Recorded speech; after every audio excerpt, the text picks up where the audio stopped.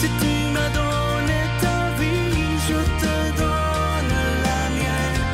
Dans le froid de la nuit, mon cœur t'appartient. Et quand la tristesse arrive, je sais tu es là, toujours près de moi. Bon jeudi, bienvenue à votre émission La Victoire de l'amour. J'espère que vous allez bien ce matin. Comme on le fait tous les jeudis, on rejoint notre amie Marcia.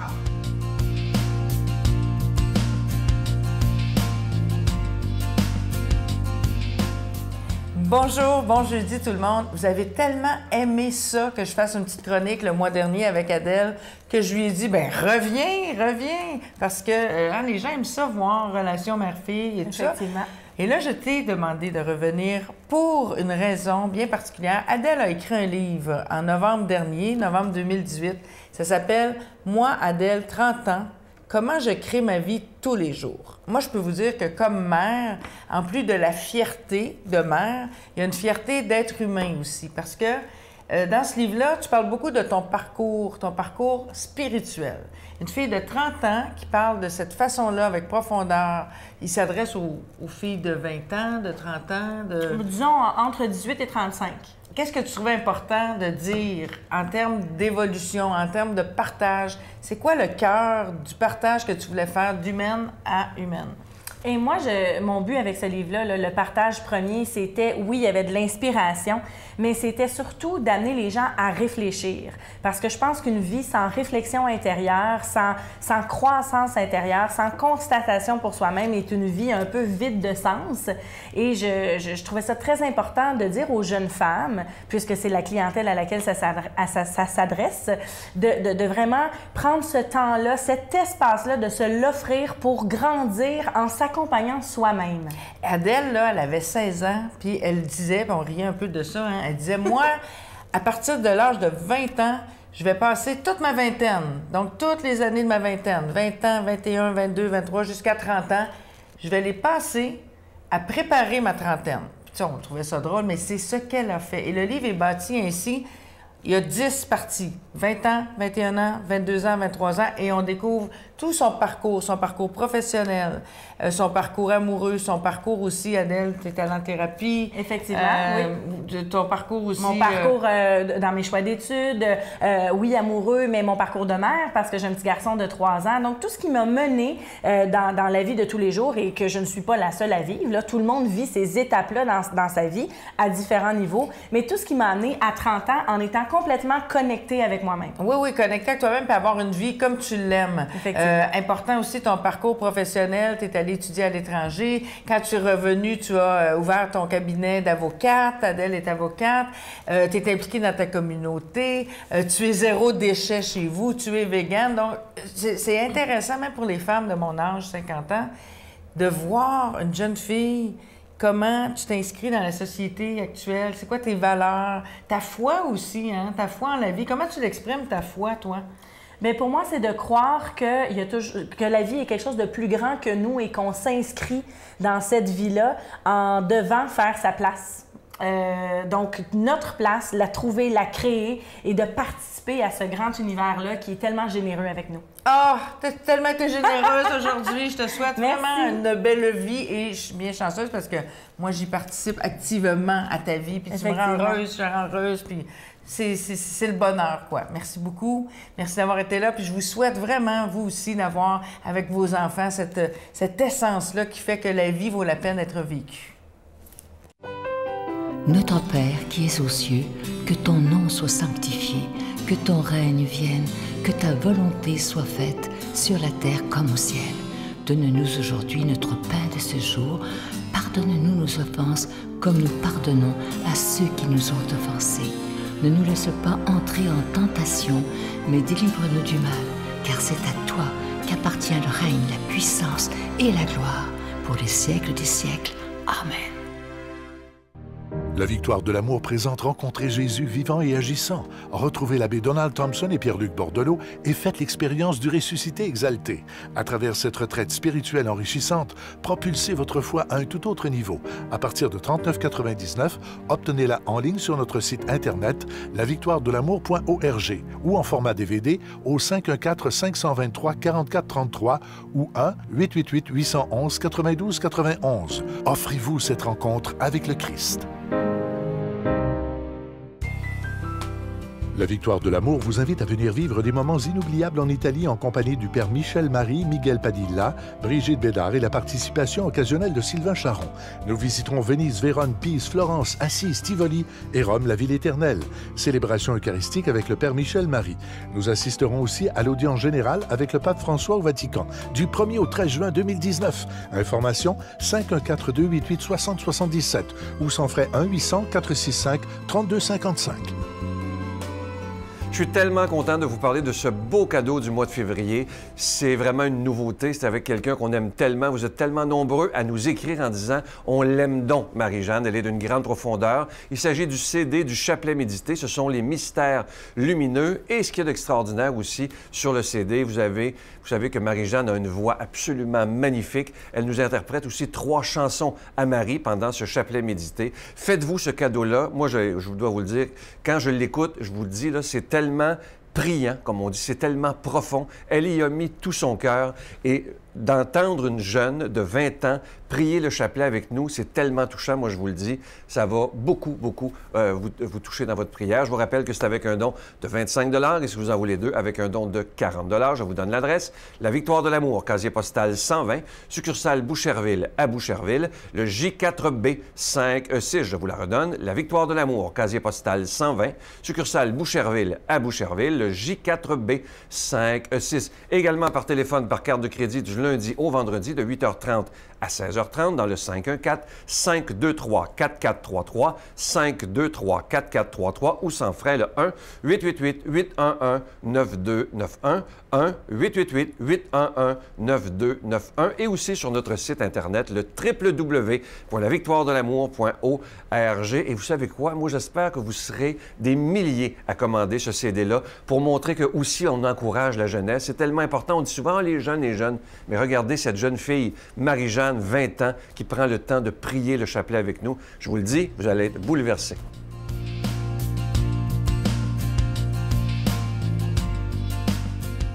Mon Dieu, donnez-moi la sérénité d'accepter les choses que je ne peux changer, le courage de changer les choses que je peux et la sagesse d'en connaître la différence. Amen. Aujourd'hui, la parole de Dieu est proclamée par quelqu'un qu'on apprécie beaucoup, l'abbé Éloi Giard.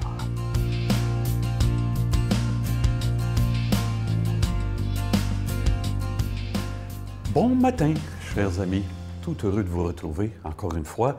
Au 7 février, on est encore à subir les rigueurs de l'hiver.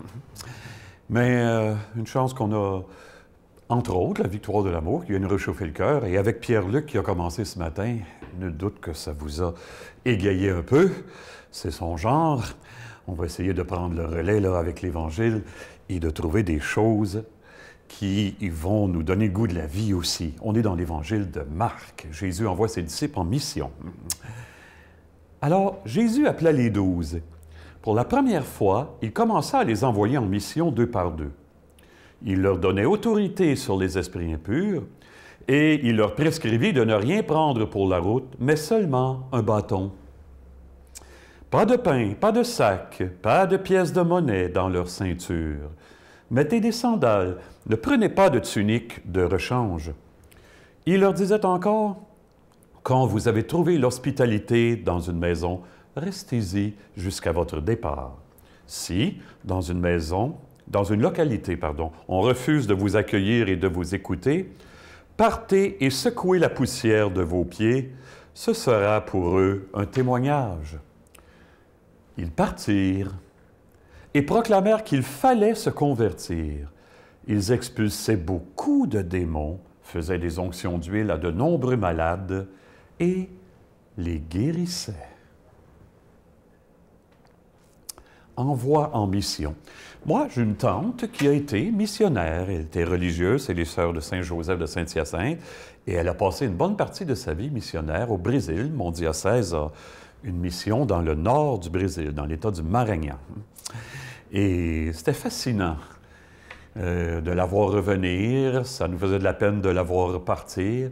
C'est interpellant, une vocation comme ça. En fait, j'ai une autre tante aussi qui a travaillé au niveau diocésain dans la pastorale des missions. Alors, des missionnaires, j'ai eu l'occasion d'en rencontrer plusieurs. Et j'ai toujours été interpellé par leurs témoignages. C'était pas la même chose qu'ils recherchaient que ce que je voyais autour de moi, ces gens-là. Je suis curé de Marieville, c'est la paroisse d'origine d'Élia Tétrault, fondatrice des Sœurs missionnaires de l'Immaculée Conception. Il y a la maison provinciale des missionnaires Oblats, de Marie Immaculée, à Richelieu, dont je suis curé aussi. Alors voilà, des missionnaires, hein, j'en connais. Un jour, je suis allé célébrer les funérailles d'un père Oblat que j'avais connu à son retour de mission. 41 ans missionnaire au Lesotho, dans le sud de l'Afrique. Il était parti à la fin des années 30. Il s'était rendu disponible à son retour des missions pour des remplacements ici et là. Et quand mon curé partait, j'étais jeune stagiaire et c'est lui qui venait remplacer mon curé. Puis ma famille et sa famille se connaissaient. Et on se taquinait, on avait beaucoup de plaisir ensemble. Alors, j'appréciais sa gentillesse, sa sagesse. Et donc, 41 ans missionnaire, quand il est décédé, il n'était pas question que je manque les funérailles. Alors, je me présente à la maison mère des pères Oblats, et là, je m'attendais à des éloges en n'en plus finir. Pas du tout. Le père provincial a pris la parole, l'homélie a duré, je vous jure, tout au plus 5 minutes, hein, j'exagère pas. Tout au plus 5 minutes, voici ce qu'il a dit en substance. Notre confrère Gérard a essayé de se mettre au service de l'Évangile dans le bout de terre qu'on lui avait confié. Point. Ça m'a tellement surpris. Il y avait plein d'autres pères Oblats qui n'avaient arraché, eux autres aussi, là, qu'on célébrait, qui avaient été missionnaires dans des coins impossibles. Et on n'a pas besoin de te dire plus que ça. Mais quelle sobriété, mais en même temps, quelle force dans cette phrase-là. Hein? Je n'ai jamais oublié. Il a essayé de se mettre au service de l'Évangile dans le bout de terre qu'on lui avait confié. Eh bien, mes amis, à mes funérailles, j'espère qu'elles n'arriveront pas trop tôt, mais qu'on dise ceci, il a manqué son coup 100 000 fois plus souvent qu'il a réussi. Mais quand même, dans le bout de terre qu'on lui avait confié, il a essayé de se mettre au service de l'Évangile. Hey, serviteur, servante de l'Évangile, vous ne trouvez pas que c'est un beau titre, ça, en quelque part, hein? Jésus donne des consignes aujourd'hui qui peuvent avoir l'air dépassées, mais qu'est-ce que ça veut dire, n'emportez ici ni ça? Vous allez devoir vous appuyer sur la foi seule. Puis ils disent qu'il faut se convertir. Et aujourd'hui, aller dire ça au monde, les gens vont nous répondre « Commence donc par toi, le curé. » Puis avec raison, hein? Ce qui convertit les gens, ce n'est pas ce que je dis. Ce qui convertit, en tout cas, ce qui interpelle, là, c'est ce que je deviens dans la simplicité et le service, et le goût de servir. Hein? Ce que tu es parle tellement fort, on n'entend pas ce que tu dis. Bon, on va prier le Seigneur qu'il fasse de nous des missionnaires là où on est confié et qu'il nous bénisse en ce sens. Au nom du Père, du Fils et du Saint-Esprit. Amen. Bonne vie tout le monde. À bientôt. Je vous salue Marie, pleine de grâce. Le Seigneur est avec vous. Vous êtes bénie entre toutes les femmes et Jésus, le fruit de vos entrailles, est béni. Sainte Marie, Mère de Dieu, priez pour nous pauvres pécheurs, maintenant et à l'heure de notre mort. Amen. Je vous invite à réserver très rapidement pour la prochaine retraite. Vous savez qu'on manque toujours de place. Cette année, ça a lieu les 17, 18 et 19 mai, toujours à Drummondville, à l'hôtel et suite le Dauphin.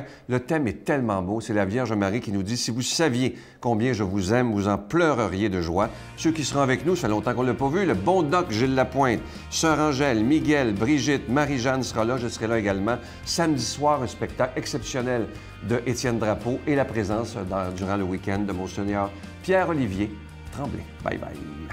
Puis moi, mon refuge s'est retrouvé avec une gang en train de consommer dans le fond d'une cour d'école à 12 ans. Puis ça m'a mené sur le chemin de la criminalité, drogue, alcool, et puis les mauvais coups pour pouvoir consommer encore plus. Et c'est de l'or en bas de savoir aimer